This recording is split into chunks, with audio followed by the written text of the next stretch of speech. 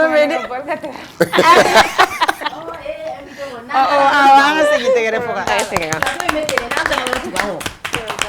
mais ne y'o fɔ ne y'o waleya in fɔ aw ma don waleya in na mais maa dɔ bɛ min m'o waleya in kɛ ale bolo ni Kamale de ma direct awɔ o tigi jɛ a bɛ fiɲɛ de bila dɔrɔn sufɛ a n'a muso da de invité a fɔ invité de ma o bɛ ka sara la ne ka sara la de a cɛw bɛ yen musow cɛw fana bɛ sɛgɛn musow fana bɛ sɛgɛn furu la quoi ou bien e delila ka bɛn ni cɛ e ala bana ye don n tɛ se k'a fɔ a se to awɔ cɛw tɛ se ka sen kasani sen kasani ale ma ɲi sen adamaden sen e fana o to yen e t'a la de san mɛ a ko pied de pied fana i b'a sɔrɔ o cɛw bɛ don so kɔnɔ dɔrɔn a banna i ka wusula min kɛ nɛrɛ ye sen o ma o sen bɛ o bɛ don sen bɛ taga bɔtɔli ji de la n bɛ don gazilaniya approfondir a fait tout ça va fɛn dɔ b'a kɛ mais n tɛ se ka se o ma ninnu ma bi fana ça va c'est tout t'as passé une bonne journée très bien ne t'a dɔn ni ne a c'est tout est ce que ne ka sun minɛ na parce que a ma digi ne na quoi ou bien i b'a sɔrɔ journée teliyara ne ɲɛkɔrɔ min o de don atelier bi parce que ni Soumaya dara journée bɛ teliya c'est normal. D'accord. Merci. Moi aussi, je vais bien, même si tu ne m'as pas demandé. Ah, tu vas bien. Je n'ai pas besoin de demander ça aujourd'hui. Tu le sais. Tu vas très bien. Comment? Et ne me minga ça. A été dans un plateau comme Walek. Avec d'accord. Mais Erwan, on est à bébé. Erwan, il y a bébé. Tu ne pas ma vie. Madou, toi et toi, ça va? Tu vas bien? Je vais très bien. Et il traumatisera? Il m'a traumatisé. Il a comment de traumatisé quoi? Un puits de pied? Il y a les hommes qui puient de pied. Ne m'a fait. C'est toi avec Ouate.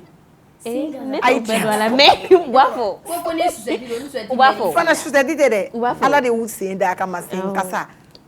Ne kɔni bɛ dɔw dɔn n'u ma susɛti don u sen kasa n'u ye samara bɔ dɔrɔn a kasa bɛ bɔ. O tɛ ka kɛ parce que i bɛ sɛgɛn i bɛ wɔsi. O tɛ susɛti dɛ. O ye puits de pied de.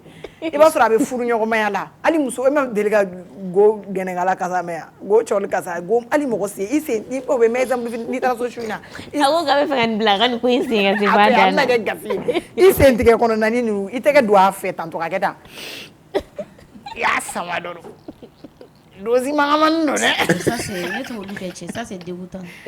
Aw la i tɛ se k'a santi o sinon n'i kun b'a santi su fɛ. Sen ko kasa pourquoi? Sisan o. Aw ko ko f'a ka développer de. Wala a développer man di ye quoi. A bɛ sɔrɔ fɛn dɔ fɛ. A ma foyi faamu ale E bɛ yɔrɔ wɛrɛ. Tout le monde a compris. Peut-être ale ma faamuya. Ayi ne tɛ se ka développer wala ka sɔrɔ ne ma kuma wɛrɛ fɔ. Ne ka ita non non. Ne m'a faamu. Après on m'a développé. Après on m'a développé. Ale yɛrɛ fɛ hakɛto ɲini o maaw fɛ.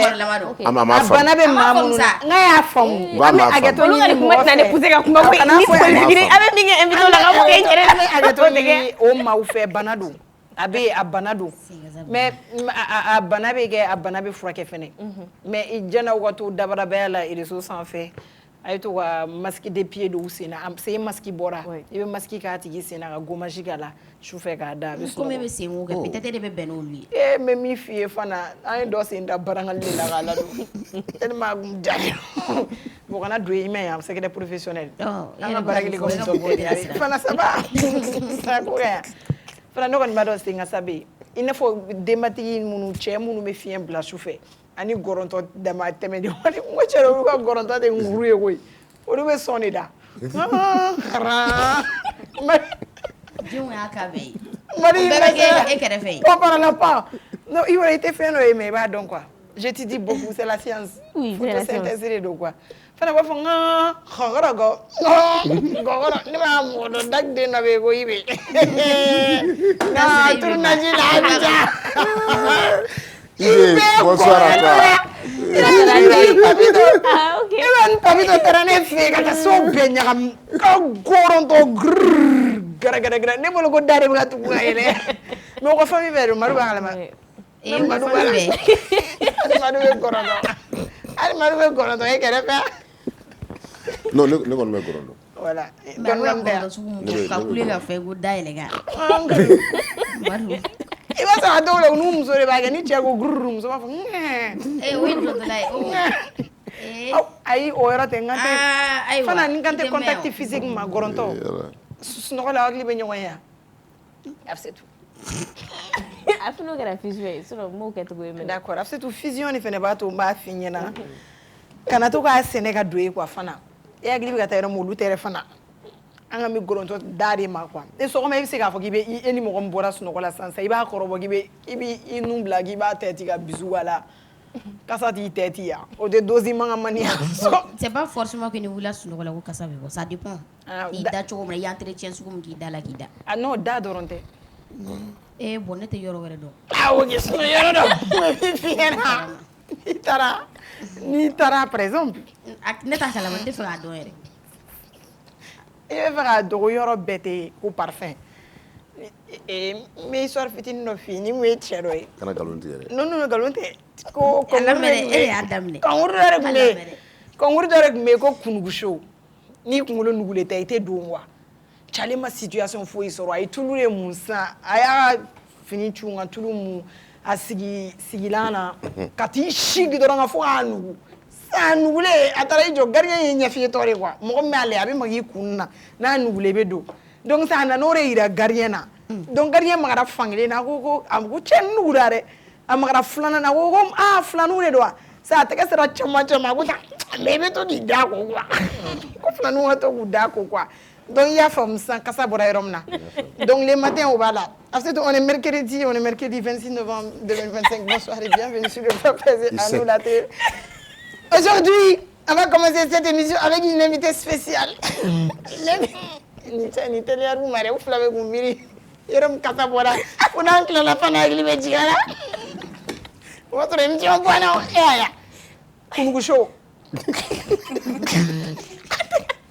fana a tɛgɛ filila ka don dɔrɔn a ko taa a ko mais a ye to k'aw da ko kana dɛ yɔrɔ ale ko kɔni nin da kasa tɛ fankelen fɛ ma don ale mana kɛ cogo cogo hali n'i y'a ko n tɛmɛ fure a b'a bila dɛ o kɛ la n tɛ to k'a lajɛ o n tɛ to k'a lajɛ o n'i y'a lajɛ dɔrɔn a bɛ n ka tile goyana quoi mais i bɛ mɛn yen nka hali n'i mɛnna a kan a kɔrɔbɔ kɛ i dan ye dɔrɔn i kana taa ka taa n'i taara évacuation la siɲɛ kelen dɔrɔn o y'a bannen gazi tɛmɛsira filɛ ne la wa dɔ ka bɔ ko dalilu b'ale bolo k'a tɛ k'ale la scientifiquement de don i ko i ka bɔ su fɛ i nalen i ma foyi kɛ i y'a kɛ taa gɔnba da la dɔrɔn k'a kɛ tan a dosi mangamani don ne a bɛ se to o ma misɛn d'accord mais tu an ka bi invité elle est spéciale a b'a faso fɛ n'a kumana a bɛ don i la silamukɛla de don yɔrɔ silamu bɛ bɔ poésie la denmisɛnnin ma an b'a fɔ ko poyi ka kule ka yɛrɛkɛ ale t'a fɔ poyi n'ale yɛrɛ kumana dɔrɔn i t'a dɔn k'a bɛ ka silamu kɛ maa don an y'a dɔn réseau sanfɛ bɔlɔlɔ sanfɛ a ka vidéo ye millions de vues kɛ ça va un peu a ka vidéo ye millions de vues kɛ Madu a tɔgɔ sɛbɛsɛbɛ Takati Sempara mais a silamu tɔgɔ o ye Tati Chika a ye tɛgɛrɛ fɔ Tati Chika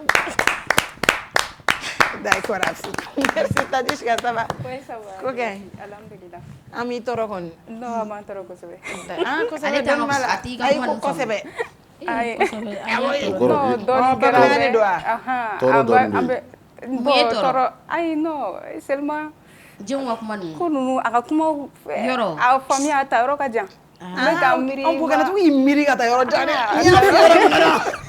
n'i tora k'a fiyɛ yɔrɔ min na i bɛ hakili dan nɔfɛ chinois ye n ta la ninnu hakili de bolila walayi a kɛra problème ye chinois dɔw ye gasi sɔrɔ an b'u fo fana olu de bɛ ka pɔnjɔ troisième pɔnjɔ c'est-à-dire jusqu'à quand jumɛn bɛ yen non mais ala ça va il y a du mieux bi ka fisa ala ka nɔgɔya kɛ ala k'a ban pewu elle devrait être là avec nous le lundi mais Pali oui mais c'est Tati Chika là mais Tati Chika ka kɛnɛ elle a tenu vraiment à être là aujourd'hui a diyara n ye kojugu i yɛrɛ dun silamu ka kɛnɛya wa silamu ka kɛnɛ geje a ka kɛnɛ Tati pour que an layɛbagaw k'i dɔn sa i tɛ fitinin kɛ an ye ok ne ko silamu a b'a fɔ a fɔ silamu a fɔ n'i tun y'a fɔ n ye don dɔ ko n bɛ kɛ silamukɛla ye n b'a fɔ tiɲɛ tɛ n'i kun y'a fɔ n ye don dɔ ko micro bɛ kɛ n sinsin bere ye n b'a f'i ye k'o tɛ se ka kɛ nka da kan ka kɔrɔ n'a tigi ye kuma nana bagan sigilen ma duniya ye sɔgɔmada caman ye fosi tɛ kɛ mangala ɲinɛ ma ta don dɔ ye bisimila sɛnparala duba kɔnɔ mani buwa ka si laban sɛnsɛnna gɛlɛya masayaso kɔnɔ den san 20 bɛ min dɔn ne san 6 de tun b'o cogoba tɔlɔmisɛn na bɔ a senkɔrɔ ne ni soju de tun b'a ka kelen na kumaw kalama ni sɛgɛn juguyara tɔɔrɔ bɛ ɲɛji wele ɲɛji dun fana ye ɲɛkisɛ ma jugu ye ni buwa kun kumana i b'a dɔn ko tɔɔrɔ b'a kan nimisa kojugu bolo ko munna ma denw don kalan na ma kɔrɔbaya bɛ kɛrɛfɛ ɲɛdimi kɛn bɛ ka sɛgɛn a ko soli ka wuli maa to a ka ran sɔrɔ bi dɔgɔtɔrɔsow la ni maa t'i kɔ o t'i la tɔbɔtɔ ɲɛjugu duguyara ka juguya u nana ɲɛ opéré ko opération kɛcogo ma ɲɛ a ma ɲɛ min kɔ ɲɛ nana fiyɛ don dɔ bako ma n den e bɛna kalan e na kɛ n denmuso fɔlɔ ye min bɛ taa kalan na nka n'i kalanna i k'i jija i ka kɛ dɔgɔtɔrɔ ye i ka kɛ ne ni ɲɔgɔn jigitɔnw ma dɛmɛbaga ye ma kɔrɔ n'a ka kuma bɛ sa denmisɛnnin n'a ta bɛ kɔrɔbaya n fa n ye dɔgɔtɔrɔso sira ta dɛ nka ŋɔniw kun ka ca ma se k'a ti mɛn yuruguyurugu kɛra ŋɔni ye ka ne ni ɲɔgɔnna caman furu sɔgɔ ma se ka kɛ yiri in sanfɛ suguba ye nka hali bi n filɛ nin ye yirisi in jukɔrɔ baba ma se ka kɛ dɔgɔtɔrɔ ye n'a fɔ tun b'a fɛ cogo min nka n kɛra maaya dɔgɔtɔrɔ ye n dalakan ye dimi gɛlɛn caman wuli ba Islam. Afo. Fana t'a dɔn ko n'a fɔra silamɛ i y'a fɔ e bɛ tugu a kɔ a fɔra. Mais genre e sera silamɛ na cogo di? Islam.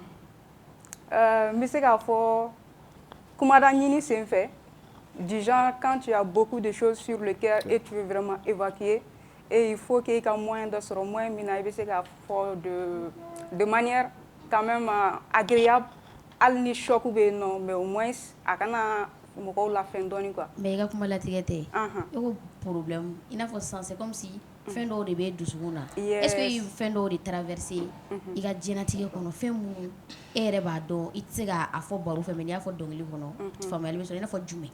Effectivement a bɛ i n'a fɔ n ye une histoire min retracer quand je dis le papa voulait que je devienne docteur mais malheureusement ma kɛ i n'a fɔ ale bɛ fɛ n ka kɛ dɔgɔtɔrɔ ye cogo min mais n kɛra dɔgɔtɔrɔ ye sira wɛrɛ fɛ min ni médicament sɛbɛn tɛ kelen mais n bɛ prescription verbale de kɛ donc o n'a ɲɔgɔnnaw.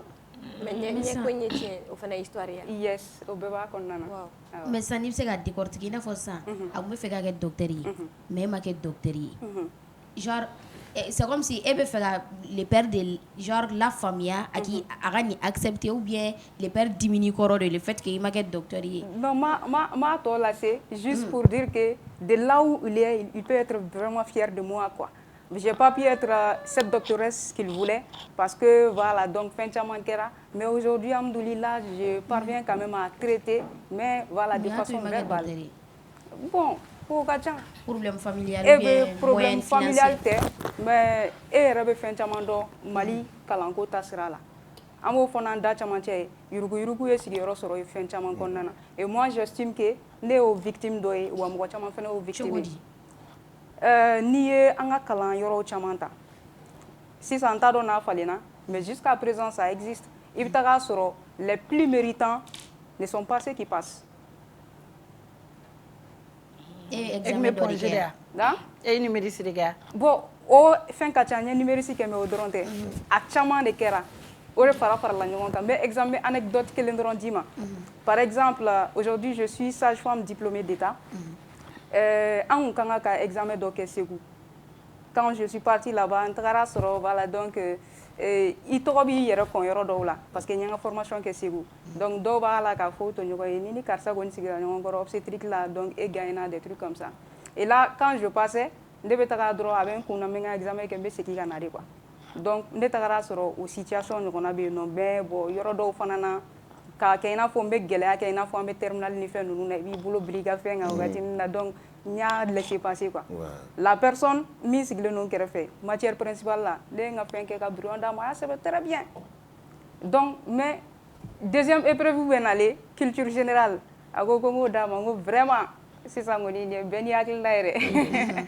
donc de fait que ne m'o kɛ a ye ne kɔnɔ n bɔlen quoi karisa ye nin kɛ n na a ma bɛn n ma dɛ mais juste n tun bɛ fɛ k'a f'i ye dɔrɔn ne bɛ yan par formalité de imagine mɔgɔ min b'o f'i ye n bɛ yan par formalité hali ni ne tun mana n présenter ne passelen don ka ban donc directement ne hakili ye n sɔn yɔrɔ dɔ la n tagara tɔgɔ parce que a y'a sɔrɔ an bɛ ɲɔgɔn kɔrɔ mais n ma tɔgɔ in ta ten tɔ quoi n tagara tɔgɔ noter mais figure toi hein résultat bɔra la personne était parmi les trois et dun ne bilala attente la ne bilala attente la liste d'attente la c'est-à-dire on avait besoin de 10 personnes moi je venais à la 11e place si je me trompe pas e y'i ban ka culture générale yira mɔgɔ min na o tigi de bɛ n bɛ k'o de f'i ɲɛna ale de y'i ta fɔ n ye directement la mais je savais oui. k'a fɔ mɔgɔ caman wɛrɛw de fana parce que n ye fɛn sɔrɔ sɔmi sɔrɔ a fɔra n ye dɔ y'a fɔ n ye karisa i bɛ se ka nin sara wa n ko n t'a sara a bɛ n bolo n t'a di i m'a faamuya donc mais je disais que juste o fɛn dɔ de n tɛmɛna quoi n m'a bila n kun na mais fo ni ne nana déclic kɛ ale min y'a fɔ n ɲɛna ko ne bɛ yan juste par formalité donc n bɛ yan par formalité n fana ye n kɔnɔ ka résultat kɔnɔ donc imagine n'o caman fara-farala ɲɔgɔn kan donc peut-être e yɛrɛ tɛ aujourd'hui moi je peux dire qu'alhamdoulilah je parviens à faire quelque chose de moi-même mais ne ni ɲɔgɔnna caman bɛ yen nɔ ni échec sugu ninnu fara-farala ɲɔgɔn kan a dɔw tɛ se ka foyi k'u yɛrɛ ye tuguni alors que u b'a mérité mais u tɛ ta wa u bɛ concours bɛɛ la denmisɛnninw bɛ taa tile ban tile kɔrɔ mais en réalité minnu kan ka taa olu tɛ taa dɛ donc dɔ sigilen bɛ to bureau kɔnɔ dɔrɔn ouais ne kɔrɔmuso den bɛ yan ne fɛn dɔ bɛ yan nɔ dɔrɔn u b'a fɛn kɛ donc an ka fɛn taabolo y'o de ye an b'o kɛlɛ de la pour que o ka se ka ban yaasa an bɛ se ka oui c'est vrai ce qu'elle dit tu as raison c'est vrai parce que mɔgɔw tɛ kelen mɔgɔw ka mental fɛngɛw tɛ kelen il y a des gens qui sont forts mentalement. C'est comme en justice. Il y a sur la justice là, c'est-à-dire que les juges sont des juges, c'est les dieux sur terre. Au lieu de Allah et Dugukolo Kaya. S'il n'y a pas de justice, les gens peuvent se rendre justice eux-mêmes. C'est-à-dire que ni ne a ka fo do binane ka et que c'est baé, ou t'as le jugement yérema ka d'affirmer là. Ne peut se ka justice rendre et c'est ce qui est très grave. Oui oui. Pour moi d'autres peuvent accepter et puis ils peuvent laisser passer, mais certains ne vont pas le faire. Mais et la sang ou min qu'elle est la sang et personnellement est-ce que parce que moi t'es clé quoi qu'est-ce que ça t'a fait parce que do be aigri dusu be tien ali min ye ne fi atiki ko be goy abi se ka yi black alko kebal ke et au yoro là qu'est-ce que ça t'a fait bon à yoron là ne tuma se ka digérer à ton digérer là sur le coup mais après slam ne deme ka o digérer quoi juste pour ne pas que ka la haine wore mais il veut se ka utiliser tout comme la ka force wore slam ne nana ni oui ndaro ni a famille donc parce que à travers ça ne veut minge mais c'est ka voilà ne a vécu mais en même temps aussi quand je l'ai dit il va sɔrɔ mɔgɔ dɔ bɛ yan rien que k'a ye k'a fɔ nin kɛra ne la a bɛ tɔɔrɔ min dɔw tigi ka ala de b'a dɔn mais ni mɔgɔ dɔ y'a ka problème fɔ a b'a fɔ a bɛ sɔn ka se sanfɛ mɔgɔw ma donc peut-être ɲɛ bɛ sɔrɔ a la quoi donc vraiment personnellement ça m'avait fait mal mais aujourd'hui je pense que alhamdoulilah je peux dire alhamdoulilah plus que voilà peut-être minnu yɛrɛ b'o place la mais donc i bɛ sage-femme a diplôme de bɛ n bolo ne tɛ na sage-femme kɛ tuguni en tout cas moi quand même parce que o fɛn ninnu na n y'o bila kɛrɛfɛ n bɛ ka slam de kɛ pourquoi cɛ ko ka ca déjà ka diplôme bi wa tɛ taa ni ɲɔgɔn ye o tɛ sɔn de bon a bɛ se ka kɛ a bɛ taga ni ɲɔgɔn ye mais vraiment o tɛ n kunna pour le moment parce que depuis nin fɛn ninnu kɛra dɔrɔn ne ye papier kuru k'o da donc je me suis dit que n bɛ se ka sira wɛrɛ bɔ ni fɛn dɔ bɛ yen n'o tɛ ɲɛ i bolo dɔ wɛrɛ bɛ yen diyagoya o bɛ ɲɛ mais ni ɲan'i bolo vu que i diplôme sɔrɔ je pense que c'est déjà bon pour toi Fanta diplôme bɛ n bolo n bɛ k'a f'i ɲɛna n ko baara sɔrɔ yɔrɔ de la nin ko ninnu kɛra fonction publique kɔ donc ne bolo man jan ne tɛ mɔgɔ dɔn min bɛ mɔgɔ dɔ dɔn min fana bɛ mɔgɔ dɔ dɔn min fana bɛ mɔgɔ dɔ dɔn min bɛ ne placer fonction publique la je vais faire comment Oui, mais cette fois-ci, il y a tenté. Comme il y a comme ça, il y a fallu là. Peut-être que il y a tenté. Non, pour le moment, je ne suis pas prête vraiment pour que ça exercer. Mais fait gâteau, une mission qu'on a follow. Donc, à maintenant, faut éveiller histoire mon fait qu'aslam qu'on a parce que depuis le début, je pense que il fera histoire nita, il y a des traces et j'ai compris que il y a docteur il est bien allé parce que n'y a ni fait un cara et tout. Donc, est-ce que écrire une histoire de soit ou bien ni par exemple ça fin d'accord histoire de fond. Peut-être il inspire faire la dorée et histoire ou faux. Oui, question mais aussi est-ce que mɔgɔ delila ka f'i ɲɛna k'i ka slam y aller demain oui bon mɔgɔw bɛ weleli kɛ dɔw bɛ vocal bila i kunna nin kɛra na tan donc ne b'a essayer n bɛ o histoire retracer a bɛɛ tɛ ne yɛrɛ min vécu min ye ne yɛrɛ min vécu mais i bɛ taga sɔrɔ n b'a fɛn dɔrɔn n bɛ juste conseil b'a kɔnɔna na et effectivement i ka question filanan fana na wagati dɔ tun kɛra a la n ye slam daminɛ wagati min na vraiment c'était chaud a daminɛ na o y'a sɔrɔ famille m'a faamuya olu bɛ k'a fɔ ko ani jeliya de bɛ taga donc et pourtant anw ye hɔrɔn ye donc vraiment il faut que n ka nin bila et en ce moment moi je n'avais vraiment pas envie k'a fɔ n bɛ segin dɔgɔtɔrɔso la ou bien n bɛ fɛn wɛrɛ kɛ donc là a kun chauffelen don wagati dɔ kɛra n ko n bɛ slam jɔ quoi mais un jour n y'a fɔ n ka réalisateur ɲɛna n ko bon an ka slam ko in an k'a bila parce que wari t'a la ne bɛ ka tɔɔrɔ an ka du kɔnɔ mais n ye appel dɔ sɔrɔ numéro 1 kɔni dɔ la je crois que a tigi kan faransi ka dɔ de don la personne m'a confié que ale kɔni a tɛ n dɔ ten mais a bɛ n ka réseau de suit a ye n ka numéro sɔrɔ dɔ fɛnɛ sababu la bon a ko ne ma ko ale ni a ka famille kun tɛ kuma parce que a ye wari bila ka na d'u ma ka kuma la surunya dɔrɔn a ye wari bila ka na d'u ma u ka so jɔ u ye bɛnbɛn bɛɛ k'a kɔ kan k'a ka wari dun quoi donc finalement ale y'a estimé k'a fɔ famille bɛɛ de bɛ janfa in kɔnɔna na a y'a datigɛ fa la k'a datigɛ ba la a muso 2 n'a denw bɛ a tɛ kuma u fɛ k'a bɛ san 2 bɔ k'ale teriw bɛɛ bɛ kuma fɛ ka dɛsɛ foyi wa foyi tɛ ka ɲɛ ale bolo yen fana donc ko fo don dɔ la dɔ nana ne ka silamu dɔw ci a ma o tun bɛ tunkarankew kan effectivement o tun ka kuma tunkarankew ka gɛlɛyaw n'u ka fɛnw kan donc k'a y'o lamɛn k'ale ko peut-être o de ye ale ka histoire fɔ ne ɲɛna mais o y'a sɔrɔ o yɛrɛ fɛnɛ tɛ ne dɔn bon finalement a tora k'i accroché ne ka scène na a bɛ to k'a lamɛn ne ka fɛn na compte la a b'a lamɛn fo don dɔ la de a ko k'a ye décision ta k'a ba wele donc ka yafa deli u fɛ k'a fa wele ko vraiment a kɛr'u bolo fɛn ye quoi a kɛr'u bolo nkalon ye quoi parce que u tun bolo k'a fɔ nin y'a bannen ye u n'ale tɛna segin ɲɔgɔn ma donc ale ko ko k'ale sera ka bɛn kɛ n'a ka famille ye à travers cela donc o sera ka kɛ courage fana ye ne fɛnɛ ma k'a recommencer parce que je me disais que nafa t'a la mais après n y'a ye k'a fɔ ja nafa b'a la quoi nka an ka monde in kɔnɔna la par exemple Mali la yan slam c'est un peu trop c'est un peu difficile aussi slam sira fana a fana sira ni sira caman ka kan on sait que fɛn caman bɛ k'a kɔnɔna la parce que je peux dire que je connais un tout petit peu mais fitinin dɔ a la et comment toi tu as fait pour t'imposer parce que n y'a ye i tun bɛ concours dɔ la o concours fana à la fin je pense que fɛn dɔw ni fɛn dɔw kɛra qu'est-ce qui s'est passé concours jumɛn a ye concours laban min kɛ fo an y'i invité ka na plateau sanfɛ concours min aw kun taara Francis c'est vrai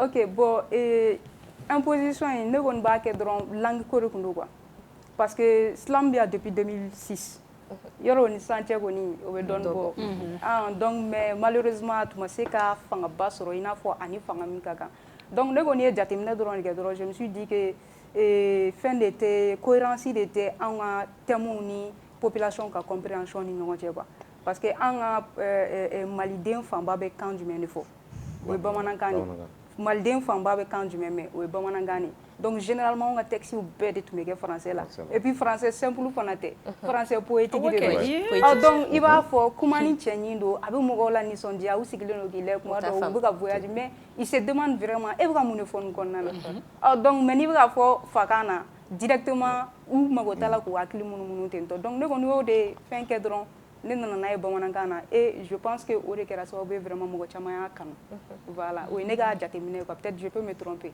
mais sisan e bɛ se kuma la cogo min na i ni maakɔrɔbaw de bɛ kuma ou bien i ka cɛkɔrɔba ou bien je sais pas e ka kuma parce que kuma bamanankan ka di da quoi i nɛn ka di kojugu i degela kuma la cogo di ou bien e kɔnna ka kuma de denmisɛnninya la e kuma la i san joli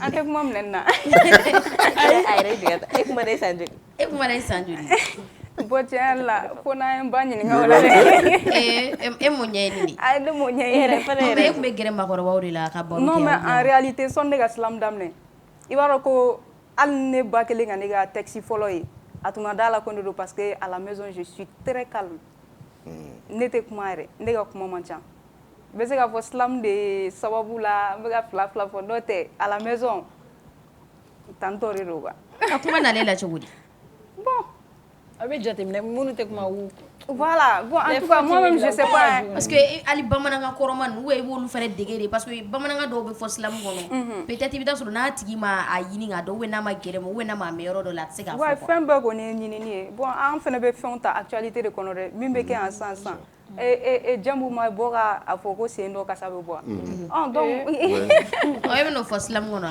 a bɛ se ka kɛ awɔ k'a fɔ donc an b'a tɔmɔ o cogoya de la donc mɔgɔkɔrɔbaw bɛ dɔw fɔ denmisɛnninw bɛ dɔw fɔ donc an b'a ta ta e yɛrɛ fɛ o Mali la o parce que silamu filɛ silamu nafaba de bɛ diɲɛ kɔnɔ comme i y'a fɔ cogo min ala ni e sababu la i sera ka dɔ famille dɔw fara ɲɔgɔn kan c'est à travers i ka silamu à travers ta silamu silamɛw ni silamɛzuw fɛ mɔgɔw t'u lamɛn parce que silamu i y'a fɔ cogo min c'est comme si tu touches aux actualités de la vie i bɛ taa sɔrɔ ko mun bɛ ka kɛ silamɛw de bɛ se ka na dɔrɔn ka papiers kase e yɛrɛ fɛ mun de b'a to silamɛw lamɛnni tɛ mɔgɔw t'u fɛ est-ce que parce que a bɛ mɔgɔw ka kojugu ni fɛnw dénoncer min kɛ est-ce que o de tɛ ka jouer aw kan bon ne t'a kɛ o ye n ye kanko min fɔ n bɛ kan kɛ a fɔlɔfɔlɔ ye a kun fɔlɔfɔlɔ ye mun na mɔgɔw tɛ ka girin islam kan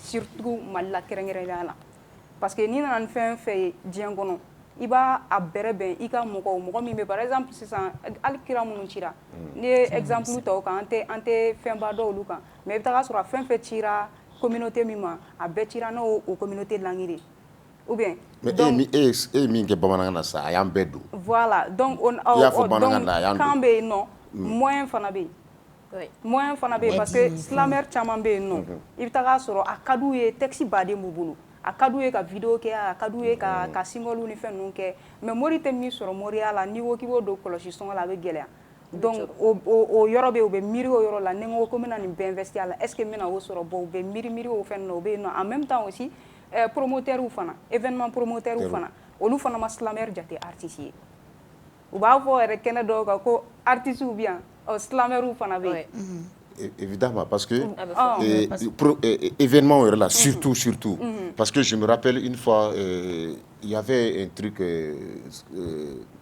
Sugunugura la u delila ka tatapan mɔgɔ dɔ tatapan wele a kɛla tete tile la tatapan mɔgɔ tala u ye dɔnkili dɔ da et vraiment ça touche Umu Sankare était là a ye bɛɛ de touché toutes les mɔgɔ ɲɛnama min bɛ yen f'u ka dɔnkili la f'u b'a c'est comme ni islam bɛɛ ye kelen kɔ u b'a fɔ ko e bɛ sɛ di denw ma mais hali ne tɛ to sira sɔrɔ ka dun k'a di n denw ma rap conscient c'est-à-dire que vraiment le ministre était là tout le monde était touché et grâce à Tatapan ce jour-là a mɔgɔ ninnu ye dɛmɛ min sɔrɔ c'est énorme donc du coup an bɛ se k'a fɔ jɔyɔrɔ b'aw la parce que événement ninnu na aw de kan ka wele mais parce que mɔgɔ minnu fana bɛ aw wele événement na est-ce que ni aw taara o événement na parce que aw bɛna olu fana de gosi o est-ce que o fana tɛ ka kɛ sababu ye gosili yɔrɔ tɛ parce que u b'an wele généralement i bɛ taga sɔrɔ kɛnɛ officiel ninnu caman kan bon personnellement u b'an wele kɛnɛ officiel n ko kɛnɛ officiel tɛ mais i b'a sɔrɔ olu ye kɛnɛ restreint de ministère ka kɛnɛ ONG ka kɛnɛ c'est vrai kɛnɛ baw don mais a t'i n'a fɔ par exemple ni bamar bɛ ka kɛ ou bien ni fɛn dɔ bɛ ka kɛ large public bɛ yɔrɔ min na fɛn pour ne pas que n ka publicité ba kɛ n'a fɔ large public bɛ sɔrɔ yɔrɔ min na u tɛ silamɛriw wele yen a caman na bon n'u ye silamɛ minnu fana bɛ silamɛriw wele i bɛ taga sɔrɔ u b'a fɔ de ko bon carburant sɔngɔ de b'an bolo i bɛ taga sɔrɔ min bɛ taga playback kɛ olu u bɛ taga cachet min proposer u ye u bɛ se ka f'e ɲɛna k'e ka na k'u bɛ t-shirt kelen ni 2000 d'e ma donc hadamaden mago bɛ visibilité la hali ni welela fu la i bɛ na ni a ye na donc visibilité ministres bɛ yen nɔ fana cɛ on ne vit pas de visibilité et d'eau fraîche donc ni miirila o yɔrɔ fana i b'a fɔ ko hey donc je laisse. Mais écoutez la saison. Par exemple, on sait que toi tu es bien structuré. Al-Kada, contacti mouillé la science. Ça se voit que mon obé kokoro. Donc, et au sol la chobodi. Surtout pour Angleterre. Bon, son angaso yoroma, depuis que pour yame ndemanga wara la kulo bi yere bulu. Donc, né nga structuration d'âme n'est yere de la follow. Parce que quand je venais, on était à blanc, on a gafo, maintenant c'est kelen de ma kelen bo quoi. Donc nya ye mɔgɔw bɛ k'a fɔ silamɛr kɔrɔbaw b'a fɔ non islam na précarité de do wari tɛ sɔrɔ a la ne ko ne bɛ wari sɔrɔ nin na yan donc fɛn bɛɛ ye audace ye fɛn bɛɛ ye fana c'est à dire que n b'a fɔ cogoya min na objectivité ye quoi donc quand je me suis lancé comme ça n y'a bila n kun na i ka c'est à dire tile kelen ou bien tile fila minɔgɔ a n'a kɔngɔ tɛ mɔgɔ si faga ni dɔ y'i wele ko nin prestation bɛ ko n'a kɛ 50 000 n'i y'a dɔn i tɛ se k'a kɛ ne bɛ n kunkolo de creuser ka n ka texte kɛ n b'a f'i ye ko n t'i ta n'i bɛ mɔgɔ dɔ sɔrɔ 30 000 20 000 o wele o ka taga kɛ donc ne ka fɛn sigilen n'o ten tɔ cogoya de kan parce que u b'an wele kɛnɛ o kɛnɛ kan anw tɛna i n'a fɔ par exemple kɛnɛ min bɛ kuma musow kan k'i ka dɔgɔtɔrɔ fasa da yen nɔ playback ni fɛn non non an ka kɛnɛ o kɛnɛ kan tu crées mais si ne voulais ko ko b'i bolo peut-être i ka taga avion so mɔgɔw ka fɛn ninnu kɛ depuis ala y'i da i tɛ fosi dɔn o fɛn na o technicité la i tɛ se ka silamɛ ŋani ma kalan bon o yɔrɔ fitinin bɛ se ka k'a la mais an t'a kɛ i n'a fɔ classe kɔnɔ kalan ouais parce que on va silamɛri ninnu tila bɛ intellectuel i n'a fɔ français fɔ la ni école la i t'a sɔrɔ minnu bɛ littérature kɛ minnu bɛ français yɛrɛ fɔ a tila caman ye silamɛri don côté b'a la o côté b'a la par exemple ne welela sisan k'i ka na kuma domaine dɔ kan i tɛ domaine min dɔn diyagoya o ɲinini de bɛ i bɛ taga ɲini a kɛra i y'a ɲini français la o a kɛra i y'a ɲini bamanankan na je pense que kalan nafa b'a la parce que quand n'i taara littérature la la littérature par exemple la poésie la poésie, c'est l'islam de dos. Les poètes, les grands poètes, c'est des slameurs, n'est-ce pas? Le slam vient même de la poésie. Donc, pour moi, Kalan Doro, e me kalan la ni fe mun ko mani mo yeta ay ne ko wari mo gore ne ko kalan ala ni ba do me kalan tu étais passable ou bien il me kalan yere bon am se ga fo j'étais parmi les 5 premiers hein ouais généralement j'étais parmi était les gars non ne science les gars science du mais exact ou expérimental ou science sociale science expérimentale faut ka daga de fenga oh ouais c'est vrai Shengelene non ne a bon ajek pop kele plana ga soroga oh et kelene c'est classique slameru on a Sakaros et ni yere slameru fo ya malila be compter yere Sakaros a te compter la Mali la slameuse wesh la slameuse donne no koro sinon elles sont beaucoup hein Mali la slameuse wesh la ani peut-être am se ga fani Sakaros ani au de do et toi que les do be to ka munu donne de ha o le wari ndu munu donne do lu te godu ah justement me fera nano kuma do vu que visibilité ba oula visibilité mbaoula abo ko nda faso parce que dobe a donne visibilité ta la mais avec fin soro à l'artiste ya ko na chama meti bon alhamdoulilah am se ga fo alhamdoulilah amanda irbe soro kunu ni bité kele vous vivez de votre art amedin OK vous vivez de ça bon moi je fais que le slam. Tu es marié? Que le slam. Tu es marié? Entre parenthèses. Aïe, parce qu'il veut sur ça dobe. Avec fait qu'il fourou, encore slam que nous fait. Non. Intérêt fourou là-bas. Aïe, intérêt parce que il veut sur là-bas, il va aller à Djilma Medjaye. Peut-être tu veux aïe un parcours fouchumna. Il n'y a pas tant aïe un parcours fouchumna. Absolument que c'est un grand frère dobe, on va faire bon. Ani deme karamé, avec fait qu'il fourou ka sur sera sous doté. Fanta. I ka jemeni kan ka di dɛ nka tɛ n kun ladɔn entre parenthèses Aïssa furu ta fɛn na bon sisan pour le moment oui vraiment elle se concentre sur parce sa que carrière dɔw bɛ ka indexé en fait kaw furu man du ya voilà ko furu ko silamɛzu U ye mun fɔ? surtout ale yɛrɛ ka cas Ko u furu b'a ma ya. indexé parce que k'a caman bɛ cɛfini ni fɛn minnu don genre u bɛ arabu style minnu kɛ ah mais donc bi ni tɛ cɛ elle est toujours Aïe, elle est si. traditionnelle mais est-ce ale bɛ cɛ fini don Ale bɛ traditionnel de ka d'ale tila kuma ka caman. indexé malgré tout ça ayi Qui i tɛ- t'a qui fɔ tɛ- ka ɲɛ i t'a fɔ ka ɲɛ ko genre ko jumɛn i tɛ cɛ fɛ yɛrɛ jɔn fɔ mɔgɔ y'a kuma fɔ Aïssa i b'a sɔrɔ ni nin wagati in na e fɛ tɛ don a la Genre, parce que ko genre objectif de bɔ ko aw hakili yɛrɛ t'o la yɛrɛ Fanta bon entre parenthèses a ma courant ne sɔrɔ sa coup de foudre i n'a fɔ coup de foudre kelen a m'o sɔrɔ fɔlɔ courant parce que fɛn bɛɛ ye wagati ko de a ma tɛ non n m'o fɔ dɛ n ko entre parenthèses sisan i sisan bɛ tigɛ cɛ en couple mais i tɛ o tigi ka vie privée de i tɛ fɛ k'o fɔ bon ah voilà vie privée bɛ b'a dɔn vie professionnelle bɛ Ouais, dɔn i n'a mais fɔ an fɛ yan an fɛ yan nɔ a bɛɛ de bɛ yan quoi vie pri pro n'i taara pri pro i m'a faamu wa an b'a pri pro nɔgɔ kuma dɔw la a ɲɛfɔ ka ɲɛ non non bon an bɛ nin to entre parenthèses de la bon comme parce i que kun a b'a bɛ se ka ni e ka concept numéro faamu di émission laban na dɔ bɛ se ka weleli kɛ ni intention wɛrɛ ye ouais bon problème ye min Tu ye n'es pas fana i inquiet, b'a Ampara. min kɛ a ko sugu nin man d'a ye quoi oh tu n'es pas i inquiet n'a fɔ genre n'a tilala silamɛ n'a don sera a b'o kɛ mais yan tɛ quoi a bɛ fɛ ka yira n na k'an tɛ mairie ye an tɛ maire ye quoi mais an bɛ se ka furu sinsin an sérieux b'u la dɛ Voilà. kalo la mais munna aw tɛ an yɛrɛ kilasi ma kɛ furu mais an bɛ se ka aw yɛrɛ dama aw bɛ bɛn yan ouais bon Aw bɛɛ ka di i b'a dɔn ni ni nɛn bɛ kɛlɛ yɔrɔ min na kɔni Voilà, donc e ni Hali u bɛ Macha, ɲɔgɔn furu. Mali Voilà. k'aw tɛ bɛn non non non cɛ an bɛ bɛn dɛ foyi t'an ni ɲɔgɔn cɛ mais n u bɛ ni fɛ k'a cɛman f'i ye ninnu de bɛ dɔrɔn ɲɔgɔn furu kɔfɛ quoi Sakaru i ma ye jamu bɛ ka segin ni kuma ye kɔfɛ nin ko ninnu de ka d'ale jɛ o ko ninnu de ka di yan a bɔ fana de ka vie ye furuko ninnu de sinon ne kɔni ne tɛ don e yɛrɛ furu ko ninnu yɛrɛ la e ta non mais furu la fana ne tɛ jɛ parenthèse. wala n t'o sinsin ayi n bɛ nin parenthèse fara yɛrɛ ma nin kelen ni n tɛ nin datugu n bɛ nin fara yɛrɛ de awɔ n tɛ nin dayɛlɛ dɛ furuko ninnu ne ka vie yɛrɛ bɛɛ ye furu de tout ce qui est sira jɛlen Voilà, i o ma la ye, ne ko o ko la an bɛ statut ɲininka. i ye ne kun ka i tɛ ye furu joli de siri a bɛ dɔɔnin bɔ dɛ i bɛ dɔ kalama la Fanta bon dɔw ma laban mais a bɛ dɔɔnin bɔ mais min fili parce que dɔw ma laban. awɔ kɛ a tɛ taa yɔrɔ jan quoi ne ka dilen ninnu i b'a sɔrɔ kuma dɔ la u tɛ pan a ba la u ma ɲi quoi mais n ka ne ye ɲininkali min kɛ sisan statut n kan bɛ min ma dɔrɔn marié ou pas ne ka statut y'o de quoi an tɛ i m'a an tɛ faamu an don tɛ profondeur la n'i y'o fɔ dɔrɔn an yɛrɛ b'an écarter an bɛ Genre, maloya statut marié ou pas na n ka miiri n ka Bon, i statut la furulen parce tɛ que baji kuma t'i dɔ tɛgɛ la kɔni na.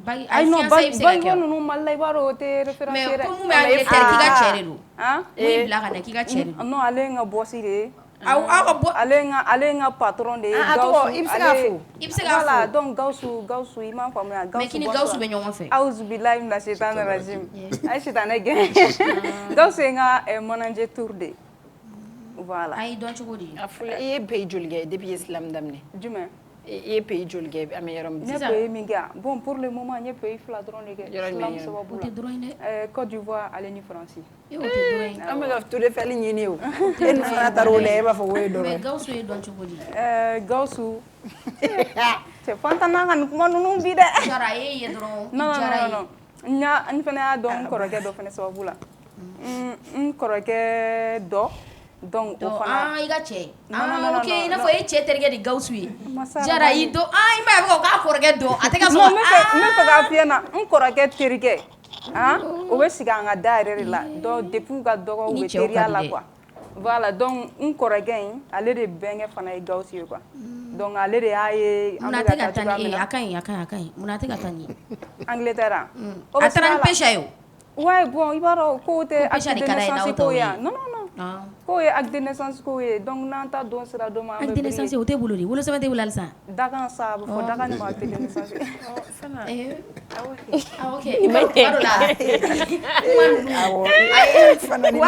e ma nin yɔrɔ faamu wa awɔ n bɛ nin dɔn kɛ i m'a fɔ n ye nin système dɔ de don quoi fana b'a yɛrɛ komi a t'a dɔn quoi voilà k'a sɔrɔ m'a dɔn o b'a tigɛ ka i bɛ gomme kɛ nin na i bɛ ne faseli kɛ an ka nin sɛbɛnni kɛ a tɛ se yɛrɛ bi ye ayi non an ka na nin kɛ ne yɛrɛ san joli i tɛ o acte de naissance ko kelen in na a ko k'a tɛ bɔ f'i ɲɛna ko acte de naissance ye ko ye n'o tɛ n bolo n bɛ san fiyɛ cogo di ayi mais sisan e bɛna concert kɛ e jigi bɛ mun kan parce que islam concert Mali la surtout Babɛnba 2000 ni 1000 k'o bɔ ka taa islam lajɛ Mali la surtout situation bɛ cogo min na bi concert kɛlaw tɛ k'a fa yɛrɛ kuma tɛ kumakɛla ma hali n'an b'a dɔn a bɛ kuma sɛbɛlama fɔ an t'o ye e jigi bɛ mun kan sɔni n k'an jigi f'i ye fɔlɔ nin na n t'a dɔn n'i bɔra salon ta kalama aw i y'o gogoro voilà donc salon n bɛ nin ye hakilina ta wagati min kuma kelen de fɔra n ye i jigi bɛ mun de kan entre 5000 3000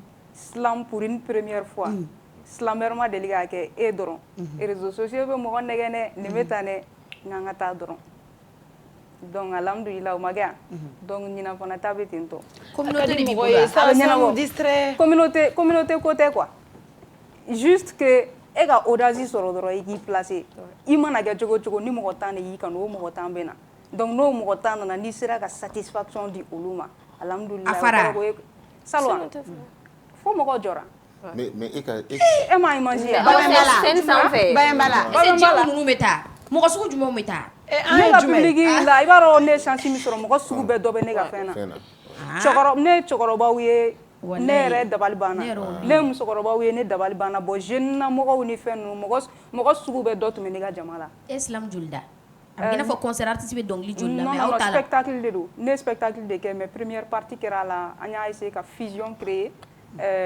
art moderne tɔw ni ɲɔgɔn cɛ ale ni islam fana ni ɲɔgɔn cɛ mais i ka nin na sisan an bɛ se k'an sigi ne k'a fɔ ko aw tɔw bɛ a kɛnɛ kan bon salon silamɛyɛrɛ bɛɛ ye soutenir Mali silamɛyɛrɛ bɛɛ ye mais dɔw ma soutenir taa o bon bɛɛ a mana kɛ cogo cogo bɛɛ tɛ se ka taa fɛn na a bɛ se ka kɛ daluya dɔ bɛ se ka kɛ o la o b'u bali ka na donc n b'a faamuya ten mais n b'a ye dɔrɔn bɛɛ ye soutenir e chrétien de wa silamɛ a m'a tɔgɔ fɔ sisan o tɛ dalu ye dɛ parce que a bɛ ka Mm-hmm. bamanankan min fɔ quoi a bɛ ka kuma cogo min na bible minnu bɛ bible traduire mais ka o de kama n y'a ɲininka ah bon a bɛ se k'i bɛ turabu dɔn a bɛ bibu dɔn a bɛ tati se ɲɛ bɔ ne la k'a jaabi kɛ e bɛ ɲɛsin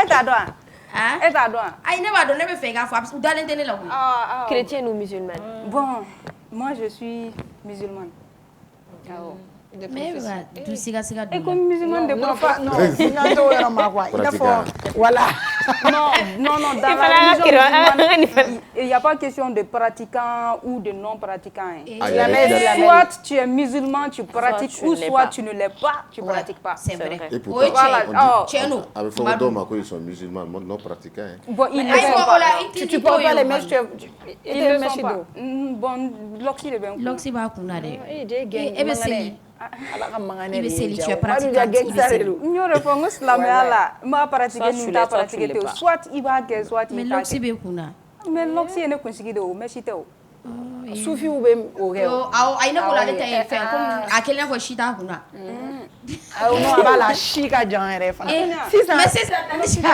gangsta terminé. ay gangsta nen gangsta o reti ñoo famia te ko mais mar la man blaw ga pola Ouais. Et ga dogeta. hein I bla doga pula ga gangsta islam ngel. gangsta slam Ah. no gangsta slam tembulo Iyo la. mais be to ga be se ka to ga bla bla la do mais abe jigi kono wa yiri barage ni yiri ya Et bah, blanc. il faut yiri quoi rappel ta fo Ah, ka yiri. ni embia Ah. mais si yan soro ese abe jigi kono ka yiri ta ka maga iteke la doron ka sian voilà ya se ka Genre kam magala doron ki science quoi. suna ko mo ko bla yele la fene ko ka yele na baro mo ga yela mina Aussi, ma vraie. parce que tiens la baro ka fo neta do ko o e ke fenyi on fait mandé ya Et Allah jimu yudi koma. ni ma ya neta do ko e ke fenyi surtout muso bo chere o ya dama ouais mais alo era manga ke ne ka jam to ma Yiri. ne ka ne jouer ma de Ay, abe yiri fo galama abe da yiri la abadan iya mi ko abadan. kuma ma Tati kumbe sisa ha. kuma iya fo Comme jeun nana no kuma yi. Conseil di jeun nuna nyona ma dongli da islam ke. ay kana maga itu ka conseil to ma mettre fene do aboma le do ne mo me yiri ma ina fa iba fo galama ku nani ni yota abe bana ina ko fara yiri. Yiri ko fara yiri. sisan koloten nena kati yelema parce que am ga se gang ka terrain konnana donc sisan e ka terrain mais Terrain do ba bolo ni. fana nyimi sa jaro ni bora ga fo an sisan ko sen kasa be bo ko ni bolo do la ko ka to ga Abna fo jare de. non ay terme mi fɛn o yɔrɔ la Baraka sate ya Katisha. o ye olu de han barakun kasa te bɔ a barakun barakun i tɛgɛ don a la su in na Jama wi won pege. kulu bɛ kɛ fari de sa jɛrɛ min jɛ ma don ye an ka fɔ a ye n'o bɛ k'a la a ka taga consulter bana don Oui, banal. Ah, C'est awɔ vrai. bana tɛ dɛ bɛɛ k'i bana la ye bana Ko bɛ ka mun lamɔ n'o bɛ k'e la tɛ consulter bana don C'est trop trop. Attends, logiquement ayi dɔgɔtɔrɔ kasa ma Trop dɛ trop.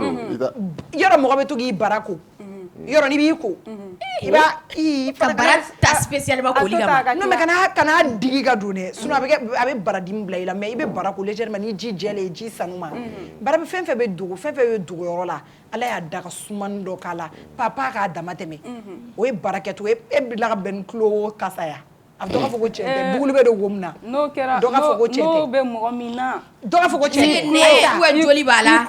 i tulo bana b'i tulo la wo kɔnɔ o wo tɛ koyi o wo tɛ koyi kasa Elle est spécialité hein. Ay, je ne suis pas spécialiste mais an bɛ ale bɛ fitinin dugumala la ne bɛ sanfɛ matière de la ale bɛ yɔrɔ minnu dɔn sage-femme ya quoi i n'a fɔ dugu sur la terre la mer terre la terre mer Il t'a daté de la way. non a b'a to na mun na parce que fana ale ka dugumala o ye ala y'an da k'an bila dugumakolo min kan diɲɛ ni sababu bɛ bɔ sage-femme de la ne kan t'o ma o ne bɛ kɔrɔ tɔw de dɔn ko ne fana ye science expérimentale de kɛ hali ni ma passé joona e nana Awɔ an bɛɛ y'a kɛ. voilà a banna Tati sisan.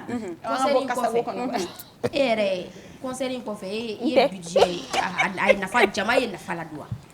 oui alhamdulilayi ay tiɲɛ fɔ an bɛ se k'a fɔ a ye nafa la don tɛgɛ don i banna quand même babɛnba fali fana tɛ quand même fu kɔni ye ce qui est sûr mais vérité fana ye min ye parce que an ni mɔgɔ caman fana ye baara kɛ ɲɔgɔn fɛ et puis en même temps aussi première expérience fana kun don donc voilà Genre a ma kɛ i n'a fɔ wariko yɛrɛ kama kosɛbɛ kosɛbɛ quoi. bon wariko tun b'a la Wari mais sɔrɔla o. n'i y'a jateminɛ n b'a f'i ɲɛna cogoya min na sponsor ba tun tɛ yen donc a caman kɛra sur fond propre donc tickets ni fɛnw feerela effectivement mais n'i ye babɛnba yɛrɛ sali dɔrɔn ta wari jateminɛ bɛɛ bɛ sali babɛnba prix jigin bɛ dɔn wari min kan o m'o sɔrɔ. voilà donc alhamdulillah dɔ sɔrɔla tiɲɛ yɛrɛ la n bɛ ala fo dɔ sɔrɔla Mais jama fɛn fɛn nana bɛɛ ye tige ta ou bien parent dɔ de y'a ta k'a distribuer ou aw bon yɛrɛ. an bɛ se k'a fɔ mɔgɔ fanba ye tige ta parce que babɛnba je crois que ça fait 1000 places mɔgɔ fanba ye fɛn ta mɔgɔ yɛrɛ min ye tige bakuruba ta o kɛra université dɔ ye n bɛ o fo yan nɔ ecosip la o DG tun ye n ka parrain ye ale ye san tige ta et à part ça donc an kɔni hakili la bɛɛ ye tige ta parce que tige tun bɛ ka marché mɔgɔ wɛrɛw de ka fɛn na Mais carte ça- d'invitation tun bɛ yen an ka partenaire dama damani donc an ye minnu invité mais vraiment alhamdulillah dɔ sɔrɔla Mais sisan tige ko bɛ cogo di. bon zena ta la ticket ɲinan ta la ɲinan ta ye gratuité mais c'est sur carte d'invitation donc au sababu bɔra un partenaire dɔw sɔrɔ donc ambassade d'Allemagne ambassade du Canada donc ministère de la culture ministère de la jeunesse donc on a ɲɔgɔnna caman olu y'an appuyé donc jamana yɛrɛ situation kama ani an bɛ ka thème minnu fana aborder olu fana importance kama pour que mɔgɔw ka ɲinan ta ye kunu ni bi a thème ye o de ye voilà donc parler c'est i bɛ kuma essence ko kan kunu ni bi essence ko kɛ bon essence ko bɛ bi kɔnɔ a bɛɛ b'a la o actualité de don awɔ k'a nɔgɔyara an nɔgɔya wa a banna yɛrɛ aran fana i bɛ aran yan non bon e donna aran na depuis a daminɛna ne ma don aran na ala barika la ma ne n'a ɲɔgɔnna i ko ko u bɛ taa gérant dɔ b'i bolo ne bɛ to ka di a di ma so non ko b'i bolo tati cɛ ka to ka nin fo walayi ala ko tiɲɛ u tun bɛ to k'an wele kuma kelen-kelenninw na i bɛ so u bɛ n'a wajibi dɔɔninw ni fɛnw a fɔra k'u ma ɲi de ka tati kan e ka mɔgɔw mago de kɛ yan n'o tun bɛ n'a di yan dɔw bɛ taa aran jɔ k'a ta donc kana c'est interdit u bɛna a bɛna fɔ i ka faniw kun b'a se ka ci kɛ yɛrɛ b'u ka moto fa ou bien b'u ka mobili fa u bɛ dɔ bɔ a la ka na di ne ma Awaji walayi m'u fo u b'a kɛ wajibi dɔɔnin na ka na di yan n bɛ yaala o la kosɛbɛ dɔɔnin e bɛ yala jumɛn na mun b'e bolo silamu yɛrɛ bolomafɛn jumɛn lase ma ayi silamu kɔni silamu ka bolomafɛn ko ninnu a k'o to yen fɔlɔ mais e yɛrɛ fɛ o silamɛzu ni silamɛyɛrw silamu bɛ se ka imposer Mali la c'est à dire i b'a fɔ rappeurs bɛ concert kɛ cogo min ka cachet di aw ma aw yɛrɛ fɛ a bɛ se ka kɛ aw bɛ se k'o kɛ yan a bɛ se ka imposer a bɛ se ka imposer a bɛ se ka imposer très bien même cogo di bon o bɛ kɛ ni min ye dɔrɔn an b'a fɔ silamɛyɛrw yɛrɛ de u ka courage ta et surtout u ka audace sɔrɔ u kana bila u kunna k'a fɔ voilà ne ye nin kɛ n tɛ ka nin sɔrɔ n tɛ ka nin sɔrɔ n tɛ ka nin sɔrɔ mɔgɔ bɛ don dɔ kɔlɔnse don dɔ minɔgɔ de kama quoi donc ni investira la ce qui est sûr i mago bɛ résultat min na a bɛ o résultat di mais o la f'i ka lamɛn de par exemple rappeurs bɛ lamɛn de par exemple aw bɛ silamu kɛ est ce que mɔgɔw b'a lamɛn oui mais est ce que bɛɛ bɛ aw lamɛn i b'a fɔ ko rappeurs bɛ lamɛn parce que aw tɛ lamɛn cogo la n'aw tɛ lamɛn cogo la concert la arabu filɛ rappeur bɛɛ tɛ lamɛn la koyi rappeur dɔw bɛ yen bi n'o donna studio la bi une semaine wɛrɛ u bɛ studio wɛrɛ la une semaine wɛrɛ u bɛ studio wɛrɛ la rappeur dɔw bɛ yen nɔ i b'a sɔrɔ 20 morceaux b'u bolo mais mɔgɔ t'u dɔn ouais mais pourquoi promoteur tɛ taa aw fana ta juste parce que courage de b'u la u b'a kɛ donc à force de le faire à chaque fois mɔgɔw tulo bɛ don a la don dɔ la dɔrɔn ala b'a ni dɔnni saba bɛɛ dɔrɔn n ka cɛ ouais mais pourquoi promoteur tɛ taa aw ta ka cachet ba d'aw ma ka taa concert la pourquoi o ye promoteur ka choix de mɔgɔ si tɛ se ka fɛn f'o la olu de b'a dɔn u ka public bɛ mun fɛ olu de b'a dɔn u bɛ fɛ ka min b'a la u ka rentabilité bɛ cogoya min mɔgɔ tɛ se ka fɛn f'o la ok mais carte d'invitation ko in na sisan maa sugandilenw de b'i bolo ou bien i b'a di bɛɛ ma ni mɔgɔ min ye weleli kɛ a bɛ d'u ma ni mɔgɔ min ye weleli kɛ a bɛ d'o ma ok numéro jumɛn numéro na n ka miiri fɔlɔ n bɛ to ka ɲinɛ de i bila paix la 97 55 08 27 awɔ aw bɛ featuring kɛ entre slameuse ou bien slameur est ce que aw b'o collaboration ninnu kɛ en même temps n'a fɔra e Tati ka slameur meilleur slameur fɔ Mali la n'i bɛ se ka 3 fɔ an ɲɛna problème t'a la featuring ko la oui an bɛ featuring kɛ ne yɛrɛ y'o prévu projet la ne ni Derkɛbu ye featuring kɛ Armée Mali ne ni Milimu ye featuring kɛ Kɔrɔlenko Jami Sakɔ Jɛnɛba Sek ainsi de suite donc n bɛ fɛ ka f'i ye dɔrɔn silamɛriw la ne ni Black dɔw bɛ featuring kɛ ni Ablo Slam bɛ featuring kɛ Sagarous dun non pas pour le moment mais a bɛ sɔrɔ a bɛ kɔfɛ ka na quoi o yi ka meilleur 3 meilleurs slameurs bon ne bolo i b'a dɔn ko meilleur tɛ fɛn na slameur la slameur ka kɛ i n'a fɔ ko dɔ de ye meilleur ye ka tɛmɛ dɔ kan ne bolo o tɛ quoi ne bolo dɔrɔn slameur bɛɛ de ye meilleur ye parce que i tɛ se ka texte de slam sɛbɛn fo k'a sɔrɔ fɛn dɔ de bɛ ka bɔ rappeurs ka cas koyi rappeurs b'a fɔ bɛɛ meilleur ye mais kuma dɔ la an ta tɛ kelen ye ayi mais kuma dɔ la i bɛ taa sɔrɔ dɔ ta b'i don ni dɔ ye i bɛ taa sɔrɔ ni e ye dɔ kumakan lamɛn a tigi ka kumaw bɛ don k'i fari ka si wuli o bɛ k'e la personnellement Mali slameur bɛɛ ka slam ne don nafigi de n sɔnna ok Tati ka slam kelen kɛ quoi an b'a kuncɛ n'o ye ok a to n ka fɛn dɔ f'i ye min b'i dɛmɛ bi ni sini a to n ka fɛn dɔ f'i ye min b'i bila k'i lamiiri bobaraw la dɔɔni dɔnkili duman tɛ n da nka hakiliw la yugubali o kilisi duman bɛ n da a to n ka fɛn dɔ f'i ye min b'i dɛmɛ bi ni sini a to n ka fɛn dɔ f'i ye min b'i bila k'i lamiiri bobaraw la dɔɔni dɔnkili duman tɛ n da nka hakiliw la yugubali o kilisi duman bɛ n da faden ne ma san 100 balo dugukolo kɔ kan dɛ nga faden ne ka jate la dongo do ala be fɛ kan waju wa faden ilamaga yɛrɛ jan côté an ka kunu ni bibi na fɔ ɲɛnɛma ni su aye sabaw koni tara an tora baloko jugula an bɛnba minnu taɲara doni giri dalen tora an kunna faden i kun lɛgɛlɛgɛ sanfɛ kabakolo tɛ ka yekelu tun dɛ baji ɲɛ duruntura jɛgɛbaw ni jɛgɛdenw bɛ ɲɛ kelen kasi la ji bɛ ka boli ka yɛlɛ kulu fɛ faden a kɛra kabako ye jakuma kɔni ma se ka kalo minɛ nka suruku sogo kɛra bakɔrɔn daraka ye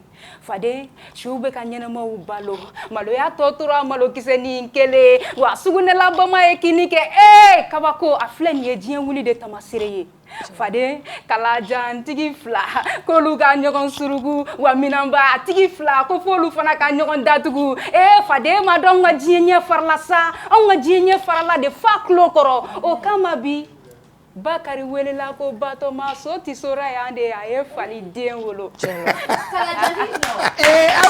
aw ka mɛn ayi an tɛ na wa aw bɛɛ turo commencé a bɛɛ bɛna kɛ yan de Koko in bɛɛ ko kelen de Deliko bila man ni don kelen ɲɛguwan ye anw tɛn'o laada wuli ni ko ti fɛn fɔ